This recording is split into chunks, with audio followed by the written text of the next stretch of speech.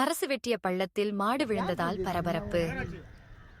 நெல்லிக்குப்பம் ஆலை ரோட்டில் இயங்கி வந்த நகராட்சிக்கு சொந்தமான வணிக வளாகம் கடந்த 5 மாதங்களுக்கு முன்பு புதிய கட்டிடம் கட்டுவதற்கான டெண்டர் விடப்பட்டது.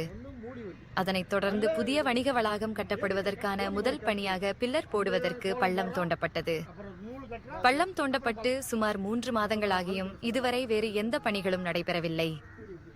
இதனால் ஏற்கனவே கடை வைத்திருந்த வியாபாரிகள் வியாபாரமில்லாமல் மிகுந்த மன உளைச்சலுக்கு ஆளாகியிருந்தனர். இந்நிலையில் இன்று மதியம் சுமார் 11:30 மணி அளவில் மேற்படி தோண்டி வைத்த பள்ளத்தில் மாடு ஒன்று காலிடறி விழுந்ததாக தெரிகிறது. பள்ளத்தில் விழுந்த மாடு வெகு நேரமாக உள்ளேயே இருந்த நிலையில் அவ்வழியாக சென்றவர்கள் மாடு பள்ளத்தில் இருப்பதைக் கண்டு அக்கம்பகாகத்தினர் உதவியுடனும் முன்னாள் நகரமன்ற உறுப்பினர் முஜிப் ரஹ்மான் உதவியுடன் உயிருக்கு போராடிய கன்று குட்டியை பத்திரமாக மீட்டனர். இது குறித்து வர்த்தக சங்க செய்தி தொடர்பாளர் காசிம் கூறுகையில், கட்டிடம் கட்ட தோண்டிய பள்ளத்தில் உடனடியாக வேலை துவங்கலாம். காரணமாக இன்று மாடு நாளை மனிதனே விழ நேரும். ஆகையால் நகராட்சி நிர்வாகம் உடனடியாக மேற்படி கட்டிடம் கட்டுவதற்கான பணி